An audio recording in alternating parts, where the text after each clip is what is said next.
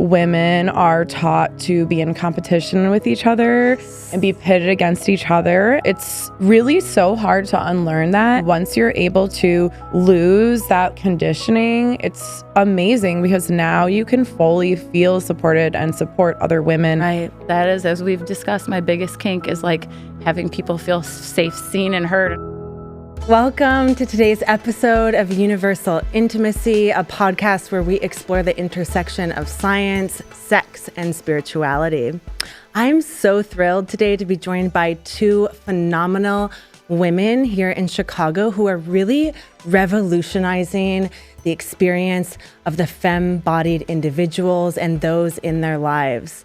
I'm joined by Ashley Summers, a professional photographer, videographer, and creative with over a decade's worth of experience curating photo shoots and transformational experiences for individuals that are really focused on them being their authentic selves. She has a background in recreational therapy or therapeutic recreational studies, which she applies in a trauma-informed way to the creative arts. She's also a mother of two and has experience in navigating open relating and ethical non-monogamy, which we're going to go into in this podcast. She's also the co-founder of an incredible opportunity that's coming here to Chicago on February 21st called Unleashed, a women's empowerment retreat. And I'm also joined by the other co-founder of Unleashed, Nicole Sonnefeldt, who is an incredible coach. She has founded a business called Free Form Coaching, which she guides her clients who are individuals, couples, and also polycules. I love that word. These are individuals and folks in various dynamics of dating, mating, and relating. And she has a background in psychology. Her degree is in counseling psychology from the Chicago School of Professional Psychology. So she really brings this background in mental health into her clients' lives by guiding, coaching, and inspiring them to live their most expanded states possible in their relationships, to cultivate ease, to cultivate expansion, to cultivate more love and intimacy. She also is an advocate and an activist for sex-positive communities and sex workers. She's really passionate about ensuring that individuals feel safe to be their fullest vibrational selves. And she, again, is the co-founder of the Unleashed retreat that's coming here to Chicago on February 22nd. Ladies, I'm so excited to have you. Yeah, thank you for that beautiful introduction. Nicole, I got teared up just listening to how amazing you are. I was like, that's Yeah, we're so happy you're having us here, and you're going to be a part of the retreat as well. So that's a very exciting piece is to have you. You've already added so much to it. So thank you for having us on here. This feels like a very nice warm up to what's going to come. Mm-hmm. Yeah. Right. There's so much synergy here. And I feel like we have all been in these fields with other women who are embodied and empowered, whether through sexuality or movement, dance, creativity. And yet we're all aware that women across the world and in the US and specifically here in the Midwest aren't as aware of the worlds that we all swim and dance in. So I would love for each of you to just start by sharing your individual journeys. Like, how did you enter this realm of what I would call personal growth, but, you know, embodiment, empowerment as a woman? I would just love for you to share with the listeners your personal journeys. Yeah. So for me, I mean, it started really young. So I didn't necessarily have words for it, but I've always been interested in polyamory. Like, I always knew I had the ability to love multiple people. I also have a mother who's extremely open about sexuality and pansexual as well. So I had a lot of her really like positive and sex positive influence growing up in a way that majority of the girls I grew up with did not have. Like, as I grew up, I realized how unique that was and how lucky that was for me. And then I got into non-monogamy in the most official way in a relationship with someone who we met. And maybe on our second or third date, we talked about how we both wanted to explore open relationships. So it started from that. And I also had all these interests in like kink. I had worked as a sex worker, both online and in person, and also was a dancer. And that's the work I do, like go-go and pole dancing still. So all of these things sort of fit together. Yeah. And then in 2020, when everything shut down, I decided to go to grad school. And so that's when I got my master's degree in psychology. I ended up working in a practice specializing in trauma specifically. And it was super, super fulfilling work. I learned so much. I did somatic experiencing, parts work, EMDR, you name it. I worked with individuals and couples. But as time went on and I found my voice as a therapist, I also was like growing more into myself as a human, because that type of work pushes you so much in your own personal growth. I know so many of my clients had no idea how much they impacted me, right? And so as I was, helping them grow into being their most authentic selves, I was having a parallel process. And it just came to a point where I felt like I needed something where I felt like I could really be fully authentic and bring all of myself to the work. And because of the very necessary boundaries in counseling, that could be like a little bit tricky if I wanted to specialize in that community as a therapist, because I'm so involved in the community and know so many people. So I was able to create this practice as a coach, make this transition to where I have like a little bit more fluidity, a little bit more flexibility, and I can serve my community in the way I really want to, while I can also continue to participate in the community the way I want to. So that's kind of what brought me here. And as I was developing my business, Ash came to me with this idea.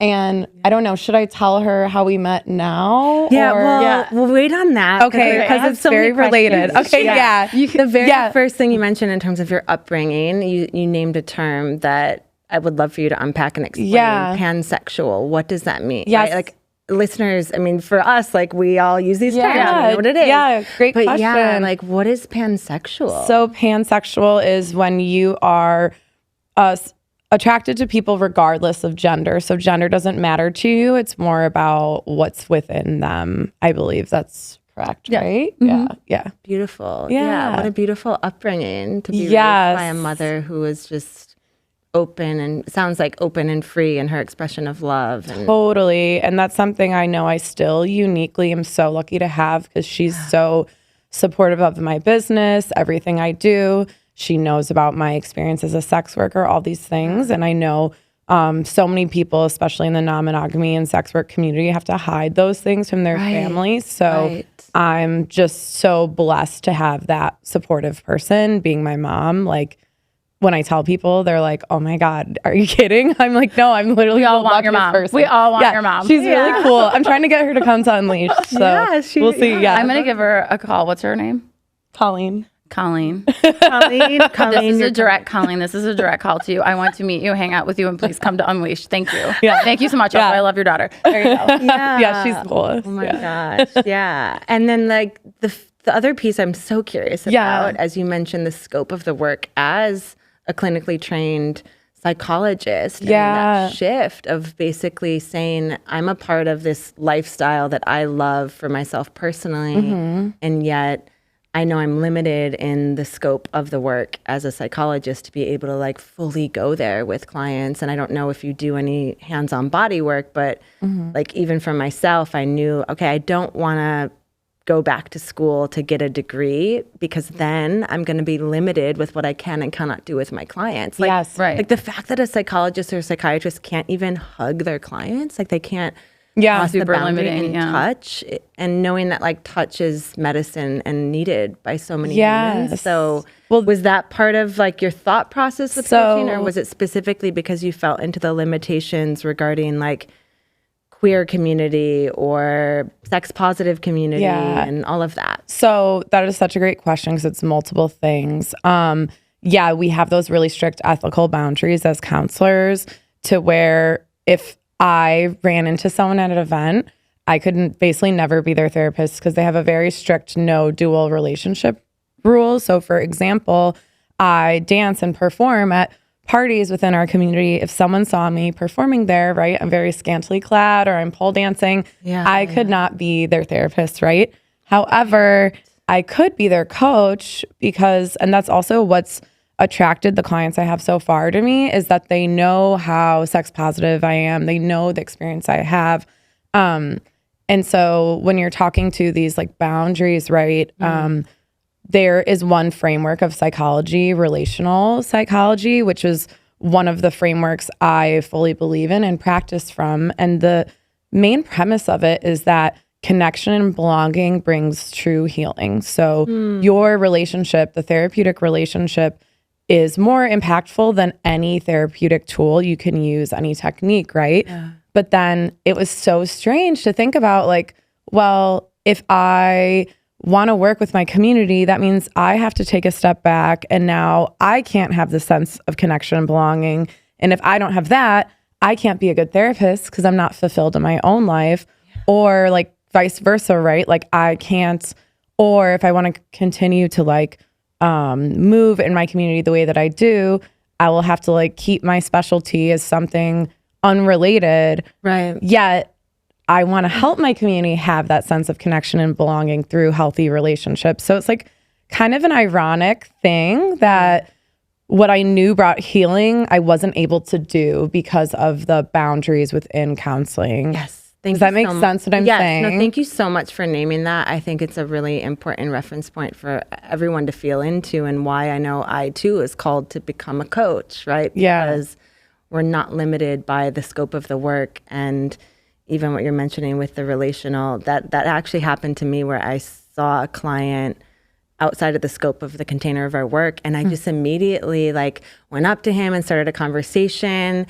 And it was funny because I don't have a background in psychology. So like to me, that was very normal. And I think he was very like caught off guard that I approached him, because it was almost like seeing your teacher outside of school for the first time when you're a kid sometimes. But like that, but also that's a crazy mindset. Our teachers are humans too. And like, that's just like, so it's that backwards thinking that's like, we're like this, when you explain it, it seems so normal to me. Like, of course you should be able to live your life. And Illinois makes you only have clients in Illinois. So like, where else are you supposed to live your life? Go across the board. It's like, it makes total sense. But as a society, a lot of the things that we're just used to and we have that reaction to are not actually true on so many levels. So it's an undoing of a lot of thinking. And then you're like, well, actually, when you explain it like that, when you need to have a life as well to be a good counselor to me, like, fuck yes, you should go do that. Well, and it's interesting too, because in school we learned about, all different cultures and countries and how they view mental health. And actually, the majority of the world finds the idea of going to someone you've never met before with your emotional distress or issues, whatever you want to call them. Like, it's not just only the Western world that has this divide. It's more specifically like the States. Because I remember learning even like in Italy, right? They're like, that's really weird. You go to someone within your community that has wisdom, right? That knows you. So it's a very, I think it also has to do with just how much we have like all these like legal things, right? Like, I think it's a very American thing. A very like compartmentalized culture, right? Yeah. And we don't like to talk out loud about things. And that is part of the whole reason we had to create Unleashed, is because there's not a place for people to talk about things, and we're all behind. And like we'll get into my personal story, how my whole life has been hush hush. No, like more questions for Nicole. No, we're ready. I'm ready. Yeah, because then we can tell our story too, which is very funny. Okay, so we talk about how we're the yin and the yang, sometimes like so similar in so many ways, but like my personal growth story started with just good old Catholic guilt, like straight up, very religious family growing up. I always felt like an outsider. Yes, probably a large majority of my outsidedness had to do with my undiagnosed ADHD my entire life. But I was always a highly sexual person, and I had so much shame surrounding that. Yeah. And literally my mantra, like especially after I hit puberty, and I felt like I was just crazy. I thought about sex all the time, and like I didn't think anybody else was, and I had no one to talk to about it. So I was so isolated. But it's funny, I like had to really mask a lot. And I went to a Catholic high school, and my mantra was just make it to college, just make it to college. And I didn't even have the word bisexual then. Like I didn't. Sure, like, so I'm 42. So like back in the day, like I knew I liked women but I also liked men. So it was like very confusing because I was like, oh, but if you like women, that's like all that you like. That's not true. Very not true. I'm so glad that does not have to be true, because it was very confusing to me though, because I was like, okay, like I'm very interested in women, but I didn't know where that fell on the spectrum of stuff. So I was just like, but everybody thinks women are hot and they want to kiss them, right? Because they're just gorgeous. Like, obviously. It's like an obvious thing to me. Not straight women. Not straight women. Really? I don't know. Women are beautiful. I know. I couldn't help myself. It's a spectrum. It is. Yeah. I know. I was just like, I'm not. I felt People like are I was like bi-curious. Yeah. So, but I was just like, fluid. But Fluid, long story short, finally made it to college. And really was able to kind of find a couple people that I was able to disclose, like, hey, like, I'm actually like kind of really into a lot of stuff. And like, I've never been able to explore because I didn't want to like taint my family name. And I had 2 brothers, and like, it was just very layered in a small community where I went to school. And I was just like, just make it. So I went to school as far away as I could. And I was the only one, no one else was going to the school I was going to on purpose to like reset myself. So, but then it launched into, I still masked. I still, to just a few close people, I was my true self. But to everyone else, I always was like a good level of appropriate. But and people knew I was fun and all that energetic, but like sexually, I hid it for most of my life. And then I became a mom, and you talk about like the ultimate, like needing to be appropriate. And then I moved to the burbs. And I was just living this life that I absolutely loved being a mom, and it was fine with me. And I joked that I became almost asexual for a little while. Like I just like, my whole focus was on them, and then I was starting my photography business. And so it was just like, it was there, but just so buried under everything. And like, I was still having sex, but like, it was not a priority for me anymore. And it wasn't like the only thing I thought it couldn't be the only thing I thought about, because I had so much else going on. But there came a point in my marriage where, and I just want to give major props to my husband, that he was one of the people who I was very open with immediately. Like we met and we were just like, he saw me for all of my crazy and kink and loved it, and yes, and me all the time. So I give him huge props. But we met when we were 18 years old and then got married and had 2 kids. And all of a sudden I'm 36 years old, and I have had one partner my whole life. And I just had this huge, and we actually had a little bit of an open relationship when we were in college. And we did, but like, again, there were no words for it then. I was just okay with him going and making out with other people, and he was okay. So we would do that. But then all of our friends would freak out. They'd be like, are you breaking up with him? And I'm like, no, it's just, we both like that. I don't know how else to explain this to you. Nobody understands this. So like, we actually had to stop doing that because we were freaking everybody out, and like, it was throwing a lot of drama, and we were like, never mind, this is just going to have to be a thing that we do some other time. So we like tabled it because like, the world wasn't ready for it. And there was not the internet. There was not that. Yeah, I mean, I met my husband when there were no cell phones. Like we didn't have a cell phone for each other. I called him on the landline sometimes. So like, so it was that long ago. Just kidding. I really resonate with your story. I have a very, very similar arc of the Catholic upbringing and the good girl, and a lot of sexual energy that. Where do you put it? Where did I? Yeah, there was nowhere to put it. Other than like my journals, I would write poetry of like all this like unleashed sexual energy, right? And then did the right thing, marrying a good guy and beautiful family. And again, I love that you also honor your partner, because he was instrumental. And I am so thankful that I had him, and I still have him, and that he's still very supportive of this. And but so then we came to this, it was like my kids were a little bit older. I was getting to the point where I was like, okay, I can take a breath finally. And like everyone was wiping their own asses. So that's like a huge difference. Let's be real as moms. Yeah, they're fine. It's a huge difference when they're everyone's in school, like, they're wiping their own butts. It's then all of a sudden you're like, my business had gotten off the ground. I was having just the most ridiculous life as a photographer, and really leaning into being creative. And I was really finding like, wow, like this is a thing that I can do.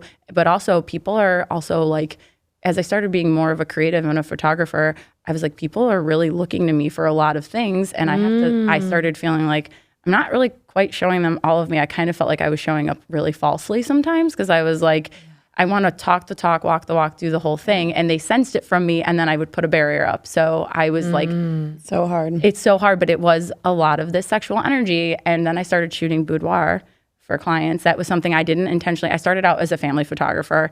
And then as these women started getting to know me, a lot of these moms, they were like, hey, have you ever shot boudoir? Like, I've always wanted to do that. I feel so safe and comfortable with you. Would you take these photos of me? And I was like, yeah, sure. You know, like that sounds fun. This sounds, you know, oh, I'm all about this. And then I realized what a big responsibility it was because they were trusting me with their most vulnerable state. And then I was like, oh, wow, I need to tap into some of my vulnerabilities in order to show up for them in this space. Like they need to know that like it is in fact safe. So it was this crazy journey as I fell in love with taking photos of women for boudoir because it was just like to be in the flow state with somebody and them trusting you, literally getting, you know, not even all the time fully naked, but sometimes people just like, even just standing in front of you, having their photo taken is so vulnerable. And then you take some clothes off and like you're, you know, be sexy. And I was like, oh, it's not about that. It's not about acting. I need to make them feel safe. And like, okay, but I wanted to feel safe with them too. So long story short, I was like, we discussed, my partner and I, that we were going to open up our marriage and experiment with ENM together and separately because we both decided that was some experiences that we thought that we wanted to have as people, like together and also separately. Like, and it was amazing to have someone support me like that and be like, yeah, I see that you're needing something, you're needing some connection. And he was having some personal journey at that time that he was like, I do think that you need to outsource this a little bit. Like this is, you know, and I was like, thank you. Thank you so much. And so that comes into our little origin story of I actually took Nicole's headshot. For my therapy practice that I worked at when I first started my job there out of school, Ash takes the headshots for the therapy practice. So we met in this capacity, right? No, but I have in to a tell very you, like professional no, capacity. but we met. But she has beautiful tattoos. And I remember she was wearing this green sweater. And I met, and she's just like this energy. And I read people's energy for a living. And I just remember giving her this compliment and just having this absolute moment of like, I really like her. And also she's gorgeous. So yes, girl crush. I was like, you know, don't flirt with the clients, but also I do flirt with the clients a little bit. Like you have to bring, I pump people up. She's the best hype woman ever. No, seriously, she's a great person to take pictures with. Yeah, I can't wait to shoot oh my God. Yeah, but like, and when I say like, I'm like, oh my gosh, I love that. It's all, I never say anything that's not true. People, like when I'm shooting newborns, I'm like, oh my gosh, your baby is so, and I'll say something really specific. They're like, you say that to everyone. I go, oh no, there are some ugly babies. My kids were ugly babies. I was like, don't. So when people are like, your babies are so cute, I'd be like, okay. I was like, they're precious, but they're not cute. So anyways, but I never say anything false. That's part of my like promise to myself. I will never say something that's not in the moment true for me. So, but I remember meeting her and just having this like moment of like, oh, I bet she's real fun. I bet she's so cool. Like I could just sense it from her, take her picture, blah, blah, blah, deliver that. She uses it. She loves it. And then 2 years later? I don't know if it was 2 years later, but it was at least a year and a half. I don't know. Like it was almost like 2 years. Maybe 2 years later. So we are at a mutual, very, very good friend of both of ours home, who they are people that we met through the non-monogamous community. And I'm there. And Ash walks in, and of course she's so recognizable. Right. So I immediately knew, like, oh my gosh, I knew her. And I was like, this is so interesting because there's only been like a couple times I've run into somebody within that community that I met previously in my real life. And I think you were the first person. I don't know why I said real life, but you know, like you're like what do you call it? Outside of work life. Pedestrian life. And then your ENM life, right? They're very different. And so it was so funny because I recognized her instantly, but I didn't know she would recognize me. I did, and I recognized you. I went up to her and I'm like, we know each other. You took my photo. So my brain, I was not in work mode. I was at, hey, I'm going to we were going to art music festival. Yeah, we were going to a music festival. So I'm in friend mode, and this specific friend's house is a very safe space for me. It has like been an integral part. So immediately when I walk into that space, it's just like a body reset, a moment like of deep breath, like, okay, I can let go of the mom stuff, the work stuff. Like I'm here with my friends and I can just be my weird little self here. Anything I want, everything goes there. And it's so nice. So I walk in and I'm in that mode. So I was not in work brain mode. And I walk in and I saw her from across the room and then I start panicking. I was like, I know her face. Have I met her here before? Because I do go to like, you know, like there's I go to parties and stuff. And I'm like racking, and it's literally like, could you imagine like one of those old Rolodexes that's rolling? Yes. So my brain is filing, and I'm like, where? Because I like hate when I know your face. I have a photographic memory, so I remember your face, and sometimes it's like your name is like floating backwards. But she walks right up and she goes, "You've taken my picture at like," and she said at her practice. And then it was like instant. I remember the shirt she was wearing. I remember what her tattoo looked like. I remember her name was Nicole. I was like, oh my gosh, thank you for doing that. My brain was searching so hard for you. But it's so hilarious because us creating Unleash is like this full circle thing where we met completely unrelated to our non-monogamous community, right? And it was at the beginning of my career as a therapist, which is like a lot of what I'm bringing to Unleash is the trauma knowledge I have, right? To help curate it and create this safe container. And she is bringing her amazing energy as this like sex positive, I don't know, like cheerleader, basically. I do call myself a cheerleader. Yeah, so sex positive cheerleader. Totally. That's just my new favorite and then, phrase. You're my sex positive cheerleader. And we found each other through mutual friends, but actually then became really close friends really quickly because the group of friends that we have within ENM are people that speaking for myself, but I think we've talked about this a lot, right? This is what it inspired us to like create Unleash is people who we feel like we can fully be ourselves. And it's not just about sex. It's who we are as people, our quirks, the things that are different that other people reject about me. The community I have there embraces those parts of me, right? And just being fully letting our guards down, being celebrated for all of these things that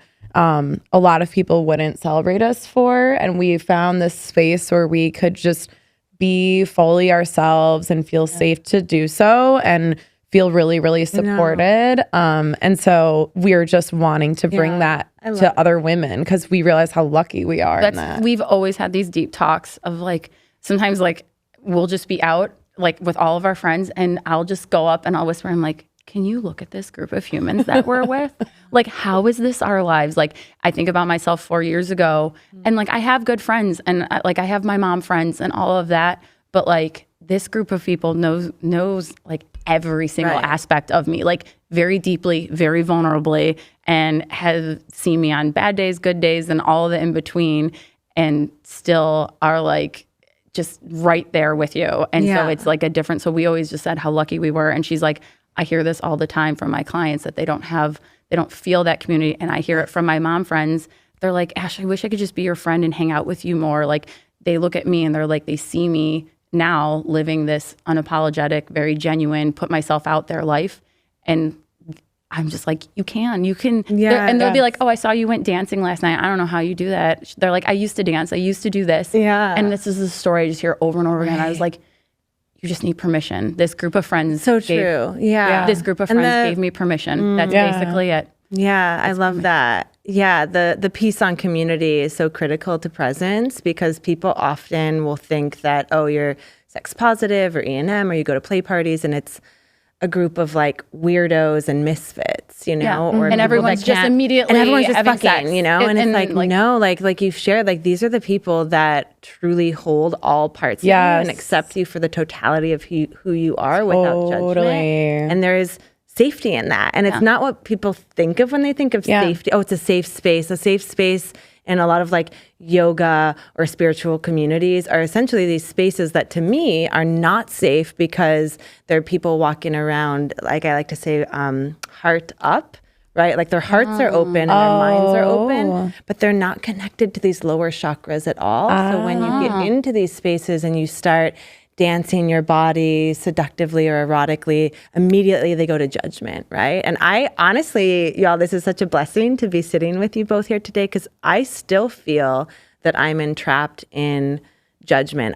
My mom community totally rejected me. People are still here in Chicago projecting so much judgment upon what I do and how I'm putting myself out there that it still feels very isolated. So I'm super grateful for the two of you for coming into my field, because the last 8 years of my journey, I have traveled. I've gone to retreats and immersive containers, and I've built community outside of Chicago. But I'm just now starting to build community here with women like you and other women in the lifestyle. And it's still an edge for me, because I'm constantly feeling, because I'm a mom, that I have to like suppress parts of who I am, because it's still not safe to even use the word sex on the internet. You know, like, and we're all here because of sex, and yet I literally can't. say it all the time. I'm like, someone had fun to have you, so I'm just saying. Well, it's also, I think, something like it was coming up with my clients as I was leaving. So since I'm not a therapist anymore and I'm a coach, I couldn't bring my clients with me. And one of the main concerns for the majority of them was like, well, I have no one to talk to. And I realized like this focus on individual healing can also be so problematic, because it creates this story that you're not good enough, or people won't accept you as you are, right? And so continually focusing on the individual actually like isolates you and keeps 100%. You disconnected.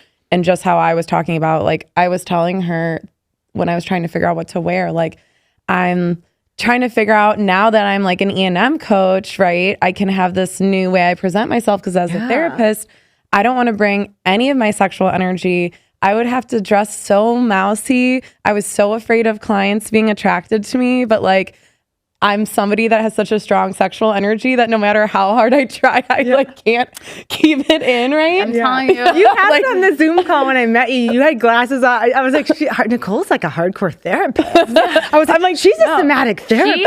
She has range. That's what I range. She's got mad range. Yeah, but I literally, I felt like I have to like totally hide this part of myself that normally people tell me I just like ooze without trying. So as a therapist, I was like, let me hide that I'm a sexual being, yet I'm like trying to help my clients have better sexual lives, like this weird dichotomy. But I was also going to say, sorry, like my brain's going everywhere. Something that came up as you were talking with, about like being judged by your mom community. I think something else why we think this is so needed is because women are taught to be in competition with each other and be pitted against each other. And once it's really so hard to unlearn that, and you have to be so intentional about it. And once you're able to start to lose that like conditioning, it's amazing, because now you can fully feel supported and support other women, right? And that feeling like we're in competition makes us judge one another, makes us not accept one another, right? Because we're taught that we're always vying for male approval, essentially. Yeah, I mean, if you're, I'll give a transmission on this, because it's actually embedded in our DNA, because for the entire existence of femme-bodied individuals on this planet, our safety and security was 100% dependent upon being selected and chosen by the masculine, right? Like we literally couldn't have a roof over our heads and own a home unless a man unless we did everything for the male gaze, mortgage with us. So we are the first generation that is truly living in this time period of the reclamation of what it means to be an empowered woman, where we can have our own checking account, we can own a home, we can run a business, and we really don't need men in order to create that inherent safety and security through finances, right? It's really a financial thing. And so because throughout the course of history, women had to have a man to feel safe, that competition was embedded in the culture. And that's why women would gather together and gossip, right? And so whenever I encounter, like you go to a restaurant or you're out in public and you hear women chatting in that way of like, oh, did you see her? Did look at what she's wearing, or look at her? I'm very attuned to it, and I'm aware like, oh, like they're in the old paradigm. Like the new paradigm is we see a beautiful, sexy woman and we celebrate her and we cheer her on, you know? And that is literally our friend group. Right. I had always shied away from that, because like I've always had, well, now I have a mohawk. I haven't always had the mohawk, but I've always had this energy, and it's like, you know, I shied away from it. I was like, I don't really, like, I liked the attention, but I couldn't admit that I liked the attention. And so I lived a lot of my life of like, I could easily step in the spotlight, and I felt so good there, and I felt good leading people. And as my mom called me my whole life, a bossy Betty. Bossy Betty. She told me I was going to have no friends when I grew up if I don't stop bossing people around. And it was actually just me leading groups really greatly. You were a dom. You were doming in your early years. This is another element of our yin and yang. Yes, I was doming and loving it and really good at it. But then I was told, don't do that too much because no one's going to like you. And so then I got very self-conscious about it. And like, I just naturally stepped up as a leader a lot of times. And then I'd like step back and be like, just kidding. I don't need that attention, because then people would talk, oh, look at her. She's a little Miss Know-It-All. She's a little, and I'm like, actually, I'm just really good at bringing people together. Sorry. Right. So. And I'm curious how each of you respond to activating other women. I like if women tell you, or if you've heard as a reflection, like you trigger them, like your existence, because you're a permission slip, is triggering, I like to say activating to other women. I mean, it's interesting because it's been a long time since I've had that reaction, but I think it's because I came to a point where once I felt so secure in the community I was kind of like, these other people I used to surround myself with that just don't understand me. Like, I don't feel a need to keep them around necessarily. And I think in particular, it came up once I was becoming much more open about being non-monogamous. And there was a lot of judgment from women who I was friends with at the time. And it was really strange to me because these were people I had known since I was like 18, 17, and they knew I was always very highly sexual. And so I'm like, we kind of grew up together, and it's interesting to me that you knew me then, and instead of saying, oh my gosh, I'm so happy you found this way of relating that actually suits you and makes so much sense for you, they were like, oh, you're just doing that for him. Or I had a friend that said, this is horrifying, you're not bisexual, you're just a sex addict. And I was like, yeah, okay, then that gives me enough information to know, like, I need to find people that are more supportive, because that sort of judgment, like, I'm even like naming that, like feeling activated right now, like thinking about it, because it's like, I can't imagine now, like when I've told that story to friends and my community now, they're like, holy shit, that's horrible. And I'm like, yeah, this is someone I grew up with that knew me always. And you would think they'd say, oh, this makes so much sense for you. Because for other friends that I was friends with before, that I'm still friends with, they said, oh my gosh, you're fully self-actualized. This makes sense, right? So it's like when the people who are responding in that way, like activated by you, ultimately, over time, I've learned to realize, like, it's not about me, it's about them, right? 100%. And they can't meet me where I'm at. And like, I hope for them that one day they can feel the way I feel. But there definitely was a time period where I still was like, is it me? Am I doing something wrong? Right? Like, there's all of that questioning. Because even though earlier I spoke to like how open and amazing my mom is, the majority of our world is not that way. So it was interesting. Like, I had this weird thing where I was raised to really like own myself as a woman, my sexuality. But then when I went out into the world, people responded to that very negatively. And I was like, wait, but I was taught this is okay. But other people like could not meet me there. So it took a long time to find that community. Yeah, thank you for naming that. It's really important for us to recognize that when someone gets activated or triggered, it's their story, you know, it's what they're being confronted with. And what it's showing them about the parts of themselves that are unexpressed or unactualized. And it's definitely been a journey for myself as well. And, you know, I had a very tight mom community, and I like to talk about the distinction between my Facebook profile and my Instagram profile, you know, and now when I post on Facebook, I get like 2 likes. Like, my Facebook community is not applauding me and celebrating me and honoring me in my fullest expression. They're still in judgment, and it's just indicative of where they're at in their journey. It's still hurtful. Thank you. I'm you can tell by how I'm talking. I'm very hurt and unhealed from it. You know, I think you have a similar heart that like you want to celebrate other people too, and you're celebrating and you bring that to the table so much. And then when someone judges you so harshly, and you're like, but I'm celebrating you still. Like, I'm still like, it hurts and to not have that in return. And I still, even if people do cast judgment on me, I wish them the best. And I really, I understand they're on their journey, And I mean, I think at one point there was a part of me that did, when I would see somebody doing something so outrageous and for attention and having a main character moment or whatever, there were times where I was instinctually like, gosh, they're trying so hard. And my mindset now is so different. I'm like, good for them. And I make sure I say that out loud in front of my kids. I'm like, look at how great they're being. I'm like, look at them having a moment right now. Yeah. And I will yell on the street if I see someone in a good outfit. I will literally be like, great outfit. Like, I like, there is nothing better than giving someone that little moment of being seen. Yeah. And I feel like that is like, if you want to talk about the ultimate kink of mine, it is that. It is when I get done shooting a boudoir session or even a headshot session and someone goes, wow, that was really a beautiful experience. Like, thank you. I felt so comfortable. I was so nervous, but you made that so easy. And I'm just like, nothing makes my heart happier. Like literally in my life, I'm like, oh, I can live on that. Thank you. Like, I'm like, and then they get the pictures because of it too. And then they can remember it. So it's like, I could do that all day, every day. So, cause I just want people to feel the opposite of what I felt for so long. So that's where Unleashed came in. And we were like, feeling your emotions. I'm like, how can we recreate this for people? Because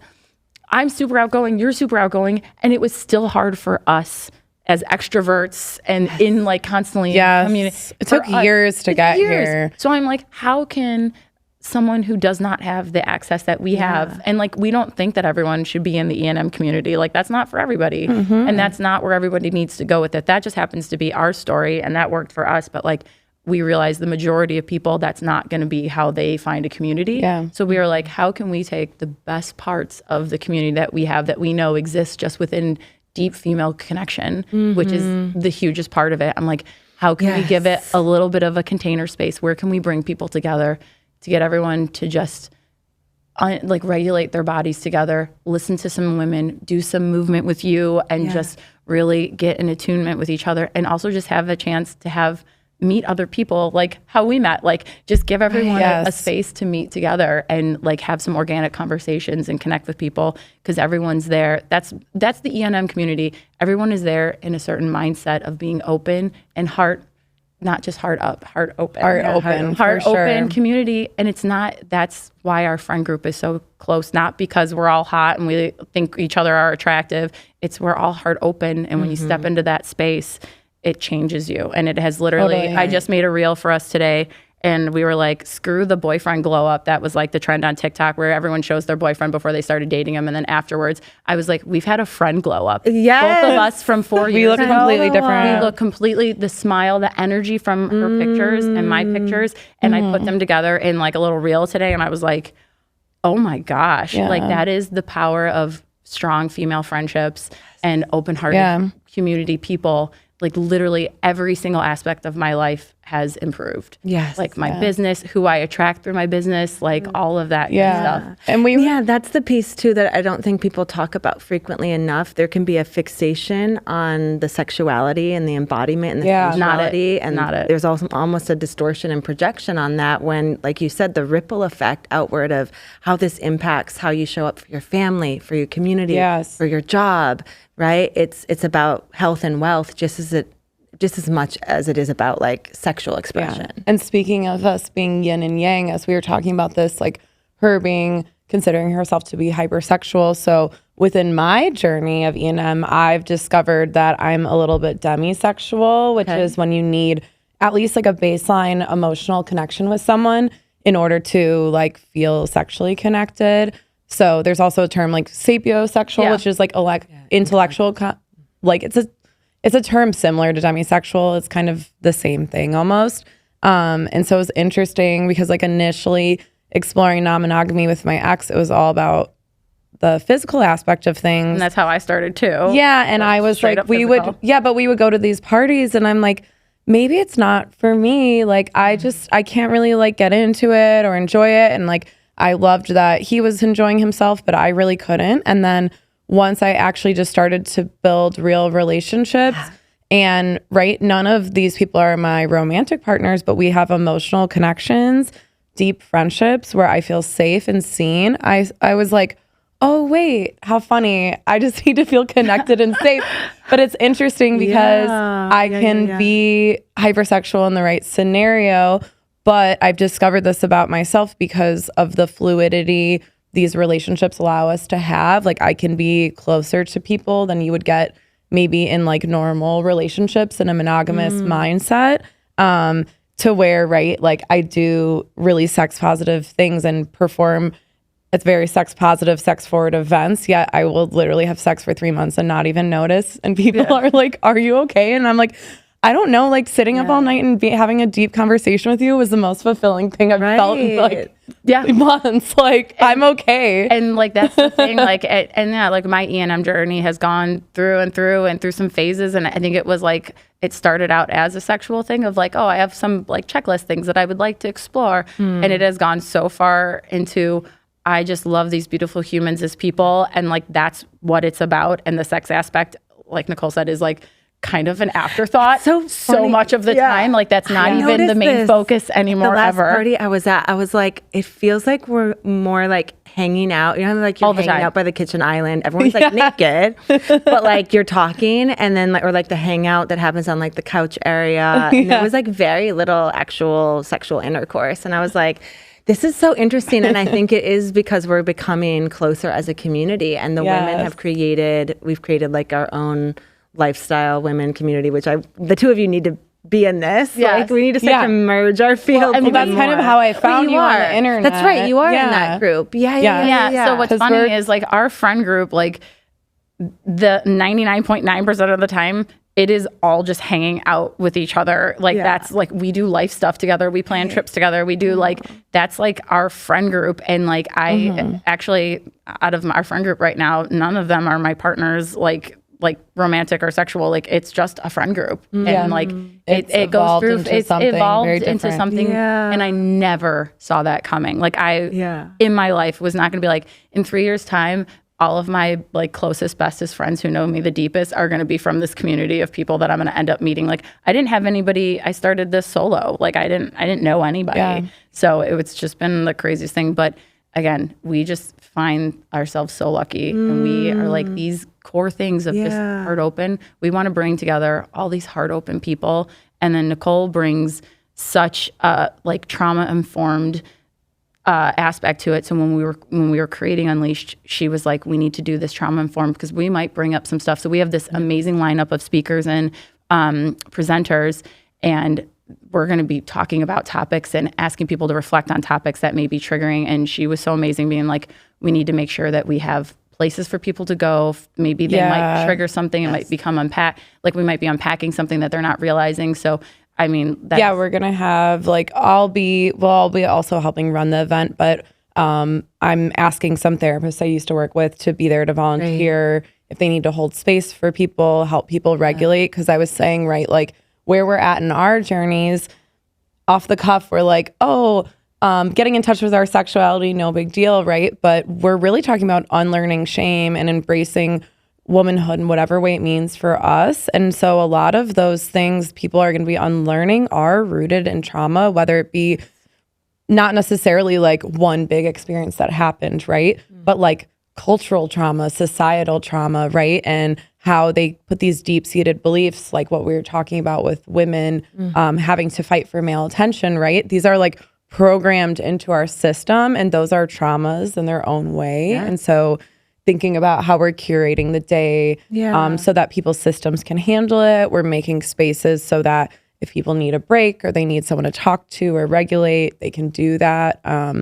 Because like you never know what's going to come up. It's so true. Yeah. And to create like a sanctuary for regulation and all of that. But it's so true that unfortunately, my guide, one of my biggest mentors, Layla Martin, says that if you're in a female body, 100% of individuals in a female body have experienced a form of sexual trauma. Yes, for sure. Because even like catcalling or receiving somebody coming at you with a request that is not in alignment. I mean, I'm losing the word here, but like sort of predatory behavior. Like someone making an advance. I just had someone kiss me on the cheek the other day, and I froze because it's been a minute since someone has done that. Like, and I was like, oh.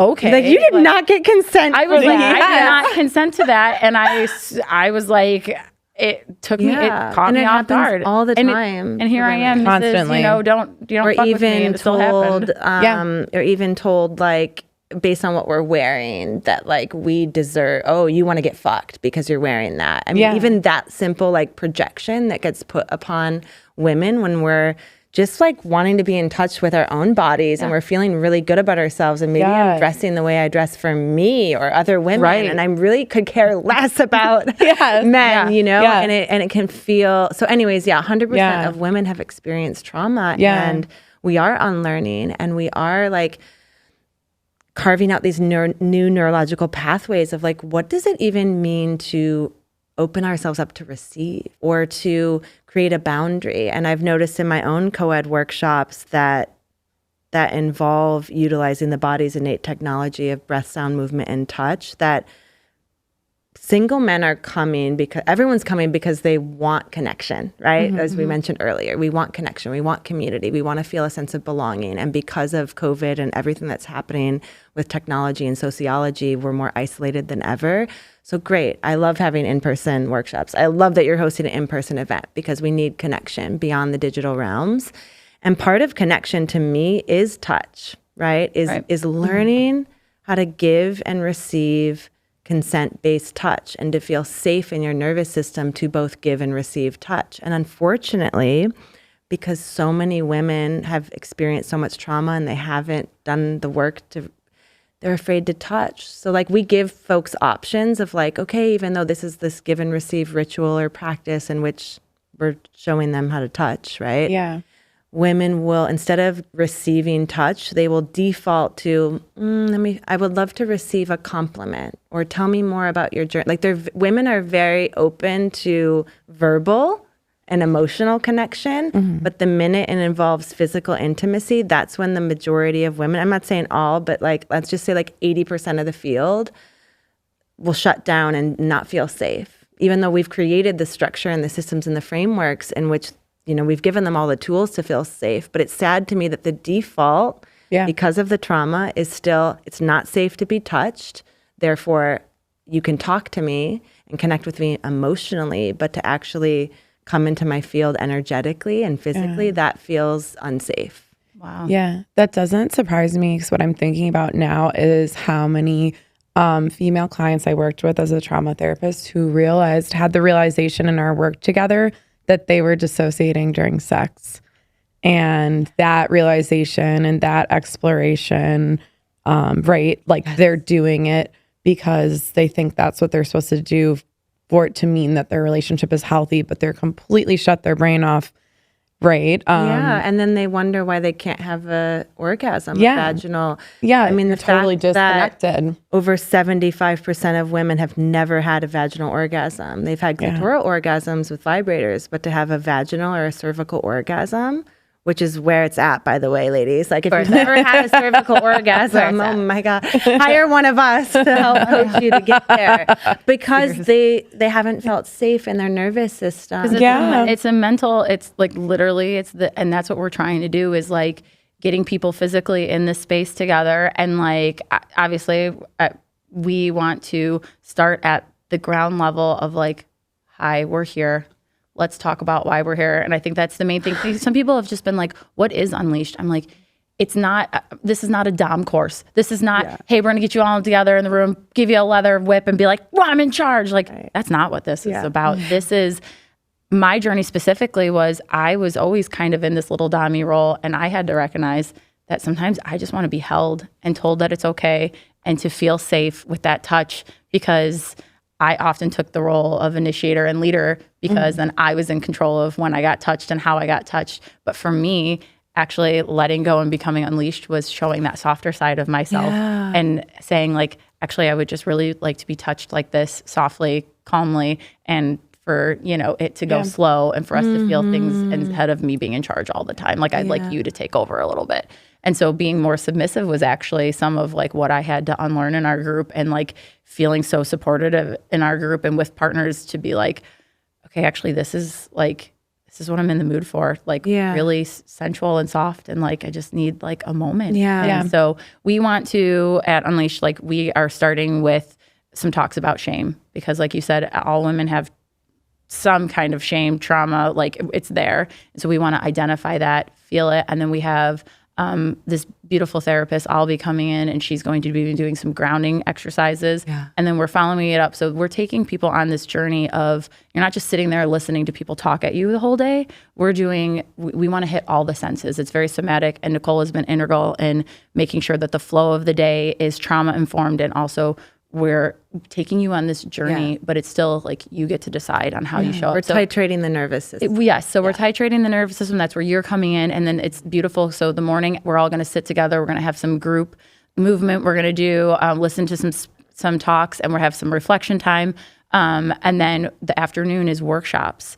And so you actually get to choose which workshop speaks to you and which one you would like to attend. And they're going to be small, more intimate workshops where it is hands-on. So we're going to start actually thinking about, all right, what do I need? What is speaking to me today? Because I could give you the list of workshops and people would be like, ooh, that sounds fun. That sounds great. But actually that day, it may be completely different. So we're not making you sign up for it. You're there. You're not going to know. And you also get you'll get a taste of the speakers in the morning. So then you can see who's speaking to your heart and who you feel connection with, because that's a huge part of it. Till you get in person with people, sometimes you can, like, I had a good idea that we were going to vibe real hard.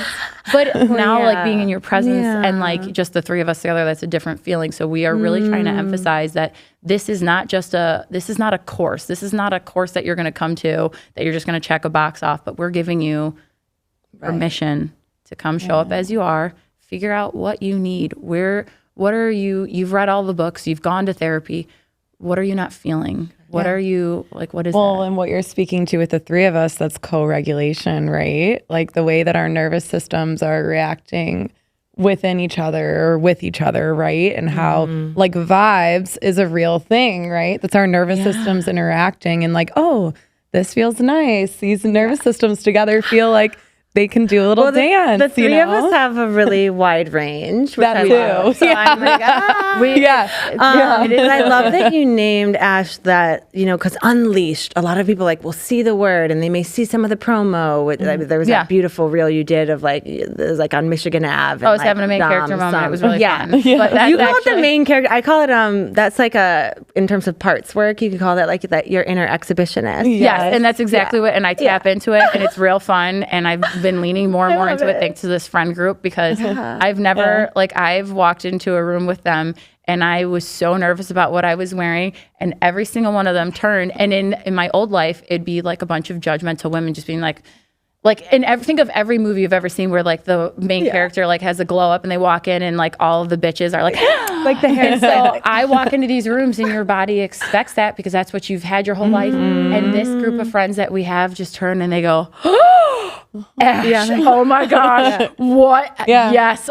They're like, turn it around. Let me see it. Let me see it. Oh, I can't wait to dance with you. And just having that outpouring. And that's what I want people to feel. But to name in terms of the women that are curious and intrigued and are, like you said, have been doing the individual therapy. A lot of the focus has been on individual work, individual healing because of COVID and virtual-based reality and just our society at large. And this is the season in which we need to bring people together in community, because group healing is so much more potent and powerful. And so they may be triggered or activated by even this concept of unleashed and seeing beautiful people and wearing leather and a GIMP mask. And so to understand that, like you said, to be unleashed isn't about being this wild, erotic, dom sub thing. It's actually softening, right? Learning how to surrender and just be in your feminine frequency. And so I always like to say to folks who think oh, that's just a opportunity for women to get together and touch your pussies and orgasm. And it's no, we get together and we cry. We cry. Mostly about shit that you've done. Literally. But literally, it's there'll be a lot of crying. There will be, and releases and laughter and dancing and fun. But that's what to me makes a space so safe, is you can do anything you need to. That's what I want people to do, is just when they say, I don't have that place to go to, I don't have someone to talk to, I'm like, come make some new friends, come be with open heart people, come, we've got you. We want you, we've got you. You can come and we do have some fun stuff for the curious. We do have a BDSM 101 class. That's a workshop you can take. We're not going to make you sit through that. So everything that everyone's sitting in together in the morning is just setting the tone. It's a personal thing. We have the speakers that are speaking are going to speak to subjects that apply to everybody. And that's the deep emotional work that you need to recognize is part of your journey. And it applies sexually. It applies to everything. Every area of and your sexuality life is tied to everything and what you can say. Because if you can say what you want and you need, it applies to everything. So that's what we want to do. So we're bringing everyone together in the morning and we're setting our intentions. And then the afternoon is yours to what you need it to be. You get to choose. You get to feel. And that's what we feel like is the most beautiful part of it is there's a lot of choice. So it's not just us lecturing at you. This is a very personal experience. We are just providing the space and the support and the love. And that choice is also such a big part of the trauma-informed aspect, right? Anyone who has experienced trauma, you have your own power and control taken away. So how can we give you that power and control in this environment? I think also I was thinking about earlier how the concept of just coming into a group of women that you don't know in itself could be a little bit activating for people. And I'm remembering when I was first meeting people within our community, I went to this event that was specifically for bisexual women. And I noticed myself so scared. And like, I felt like a teenager again. Like when I would go somewhere and I was like bullied by girls a lot. And so I remembered being bullied as a teenager for like, right, all these things that people embrace me for now, right? I was super weird because I was myself. And so I'm going to this event thinking, oh my gosh, like, what if no one talks to me? What if everyone's mean to me? Like, I felt like a teenager again. But then once I stepped into it, everyone just welcomed me with open arms. Those are some of the best friends I still have to this day. The first people I met that were like my spicy friends were through that community.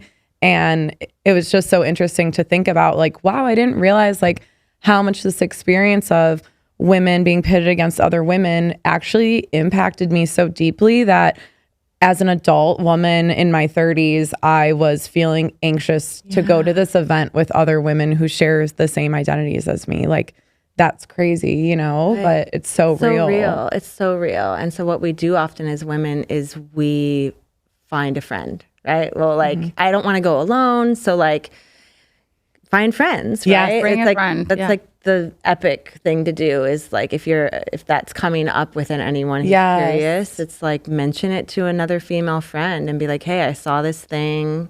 And we're trying to encourage people to come together. Like, come together, bring a friend because I think at the end of the day, when they're done at Unleashed, they're going to be like, dang, how do I even explain this to somebody else? Because it's going to be one of those things that you're going to have to unpack for a little bit. Like, and it's going to sit with you. And that's our goal is to like, we don't want this to be like you walk out of there like, all right, that's good. We want it to stay and to resonate with you. And we want to give you these tools. Like, that's our big thing is we want you to walk away. Like, you're not going to do all the work that day. Like, there's no way. We just want to open the box a little bit, get you thinking, get you regulated enough into where you feel safe to start to explore some more topics. So this is not a reinvention of yourself. Like, that's not what it is. It's more of an unpacking. So we're just going to help you open the box and it's like a taster, just like getting your toes wet. And I love the format that you've designed because you're right. It's like, get everyone together and set intentions and get everyone in their bodies and regulated. And then, like you said, they get to choose. And something that I know in my own trauma-informed training is the importance of like understanding that trauma is too much, too fast, too soon, right? And so this design that you've orchestrated now, it's preventing that, right? Like nothing's going to be too much or too fast or too soon because it's going to be regulated by your own body and your nervous system and your choice. Right. I love that. So if you're feeling overwhelmed in the morning, if some of these topics that are coming up are feeling too intense, we're going to have a break. We have support for you to speak to, but also we do have some fun options in the afternoon, which are more light workshops that you can take. If you're like, if this is too much, like I'm just going to take one of the lighter workshops that we have that is more, movement based. Like I'll be doing like a burlesque dance and then you have your sacred space. So it's like, could you actually, I want everyone to talk. I want you to say your things that you're doing because I am not going to lie. I'm very excited. Okay. Well, there's a few different ideas. I don't know. Are we confirmed? Yes. No, we're confirmed. Okay. So, but you have your workshop. So I think the one that I really want you to talk about is the sacred space one that you're creating. I think that is just one of the most beautiful. This feels like a sacred space that you've created. So tell tell me what you're going to do for our workshop. Yeah. Well, circle work is really important, and specifically for women and femme-bodied individuals. You know, we've been gathering since the beginning of time as women in circles and sharing circles. And there's also the red tent ceremonies. And so it's really inspired by that. So just to share a little bit on the origin of red tent. So in ancient indigenous and tribal cultures, when women were on their period or menstruating, they would leave the community and go into a specific tent called the red tent. And it wasn't about shame. It wasn't because they smelled. It wasn't because they were perceived that they couldn't do the normal work they usually do, but just because they're bleeding. It was actually understood and recognized in these more matriarchal tribal cultures that the women were super powerful during this time of menstruation because the veil was so thin that they would receive downloads from the divine, right? That they could like access these spiritual realms. And so the men or the community would like, okay, we're going to put you over here so that you don't have to work and care for the kids or clean the abode or whatever, you know what I mean? Yeah. Or gather or hunt or anything. Like, we want you to just be focused on your own spiritual practice. So they would go into these red tents. So, and in the red tent, it was the only time that, you know, women were just with other women. Again, they didn't have to care for the babies.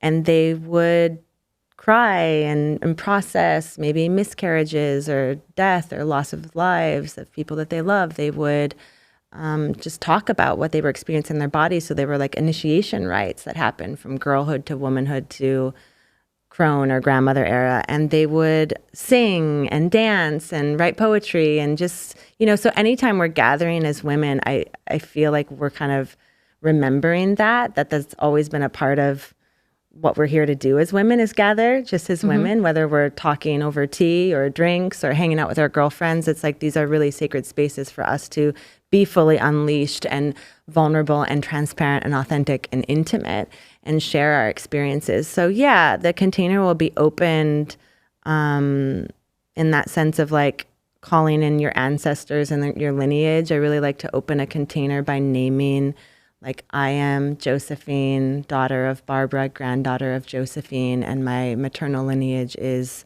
from Sicily, from Italy, you know, and just like seeing who's in the room, you know, like where are you coming from, just by that simple prompt of like naming your ancestors, and then really just opening up the floor to like see what's alive and what people want to speak into. It could be about what has happened that day and, you know, what they're thinking about the event so far. It could be naming, like a apprehension about just being around other women and feeling safe or feeling activated. You know, it's really going to be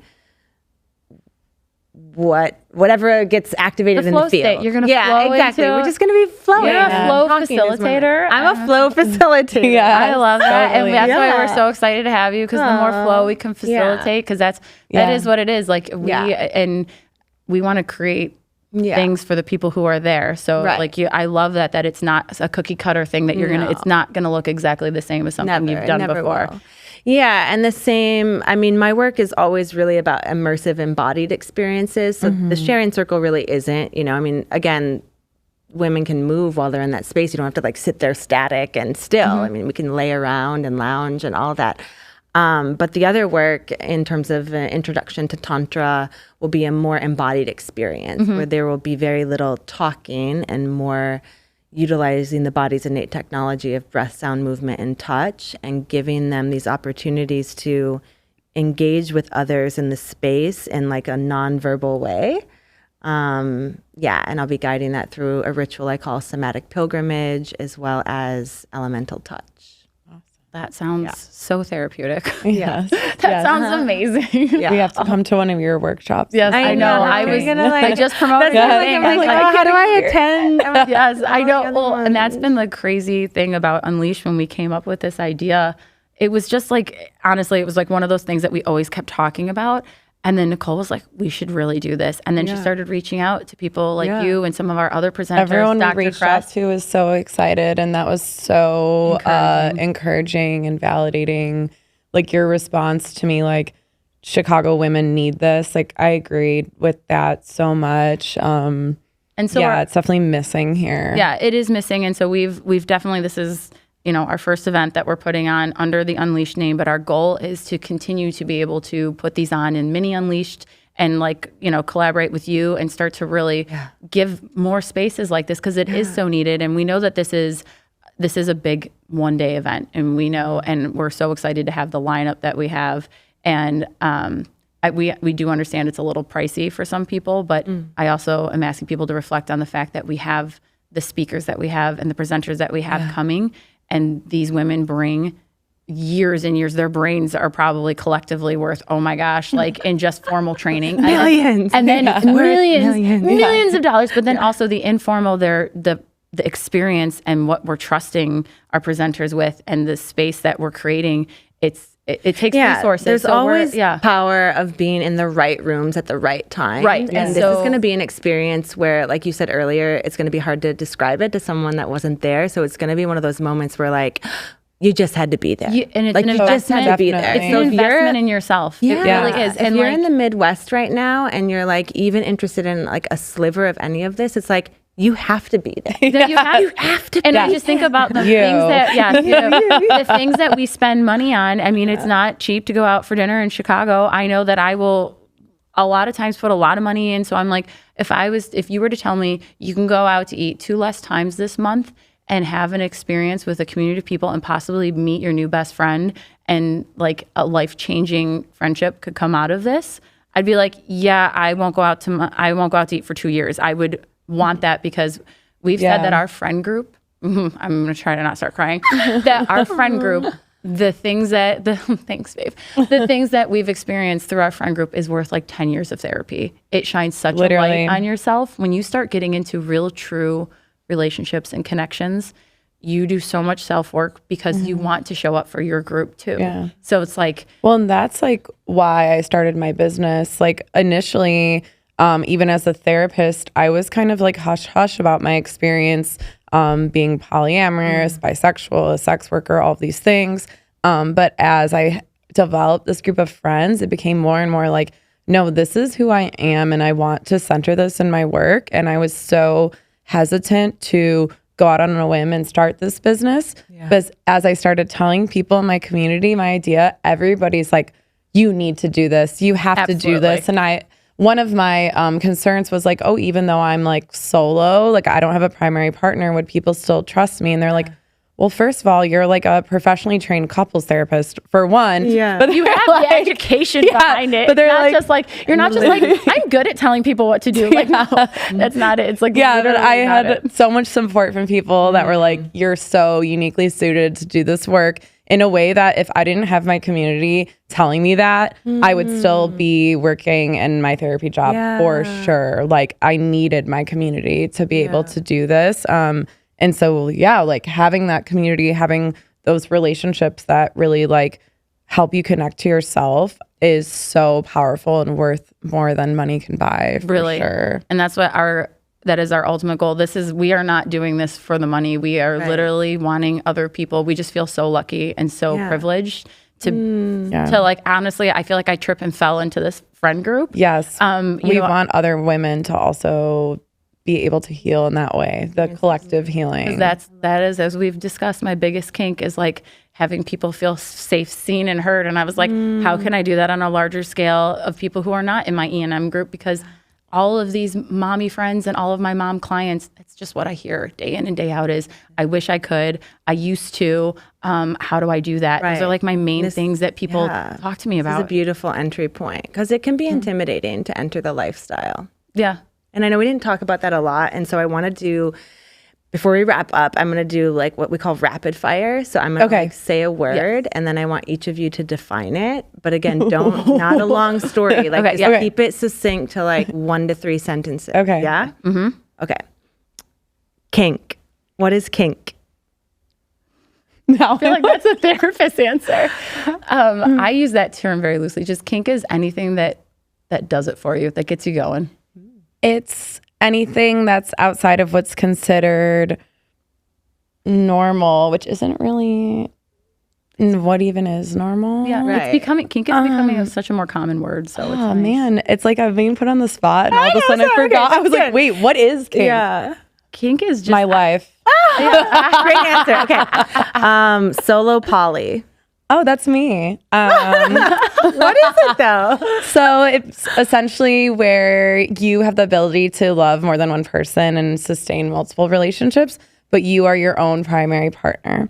So my primary partnership and priority is with myself before any partners that I have. It's not this selfish, like, I'm first type of thing, right? I still am honest about my capacity and am loving towards my partners, but it's almost like if you think about married people, like I'm married to myself. Beautiful.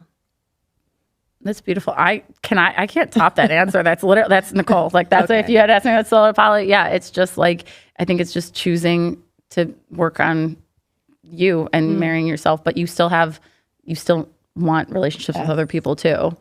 Just Kitchen table poly.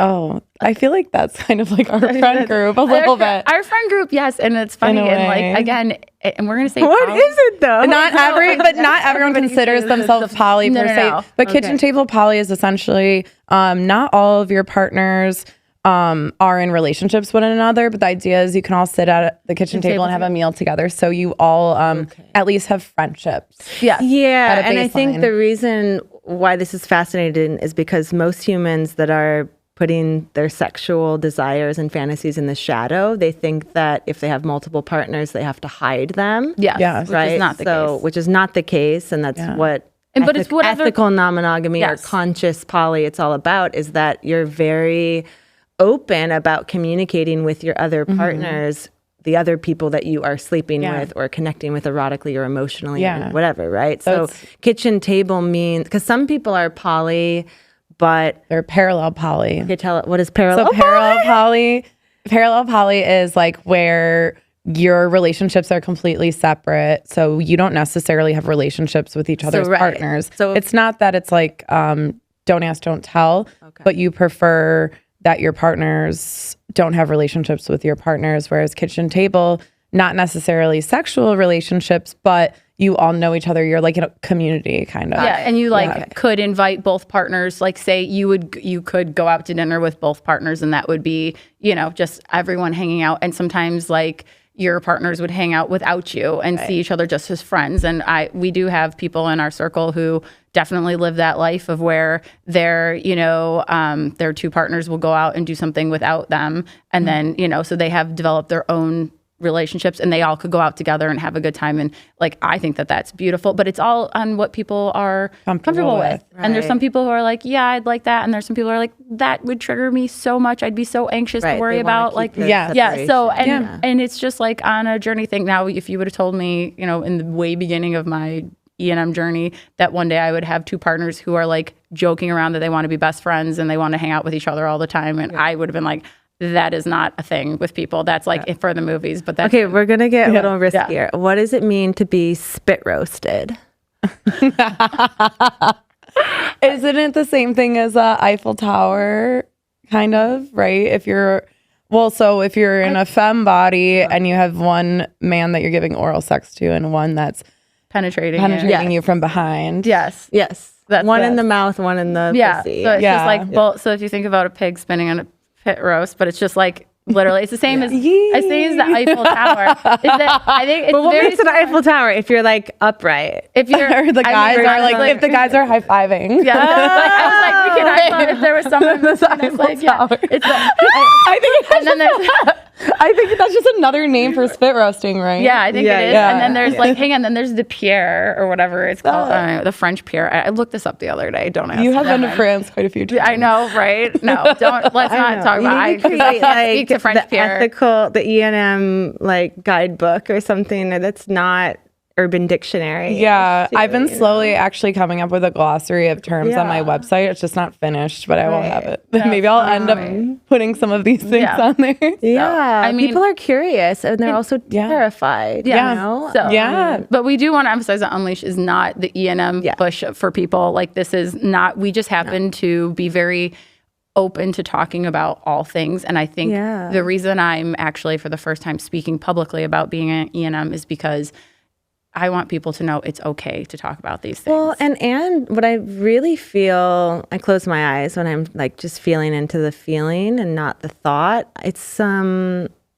what I feel that we've demonstrated here today is it's not overtly about sex or eros. That intimacy and being in like these poly and ethical non-monogamy situations is as much about emotional intimacy and intellectual intimacy and sapio and demi and these connections that feel really vulnerable and authentic and intimate, yet you might not be merging your genitals or your mouths at all. Majority of the people, right? I mean, it's just like, a different way of contextualizing what it means to relate as humans, because it is queer, it is outside of the norm, and we're not confining our intimacy to monogamy, to like, I can only share my deep down secrets, including the nakedness of my physical form, with one person. Right. I'm comfortable sharing the totality of who I am with many different people. Yeah. Right. I just want to give permission to people.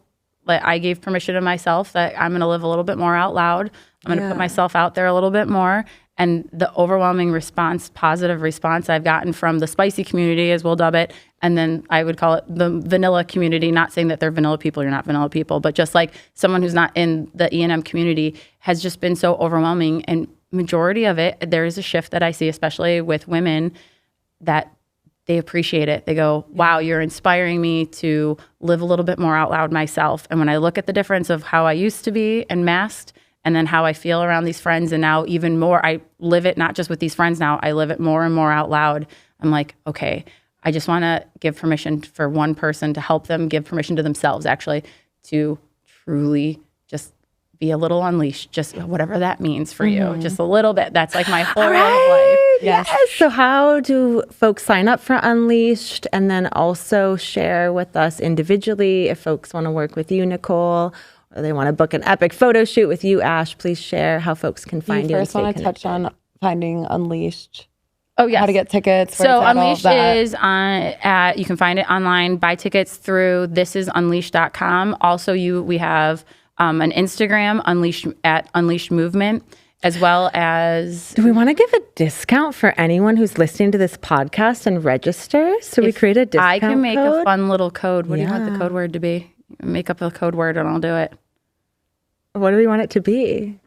Spit roast. Spit roast. You have to, no, I'm joking. That's going to scare people. Oh my gosh. You have to listen that far. No.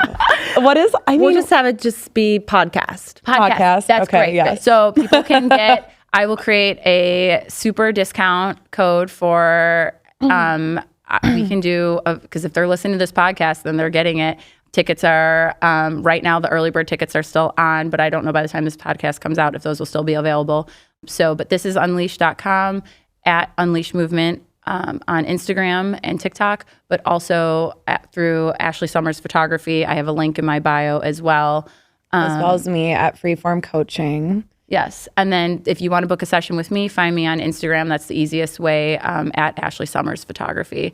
And I do all sorts of things. I have boudoir sessions coming up. I have a luxe hotel series of boudoir, and I say, bring your kinks. I have people say, by the way, my partner has a nun kink. And I was like, bring your stuff. So, and or it could just be really soft and pretty. So I work with you to whatever you want it to be. So...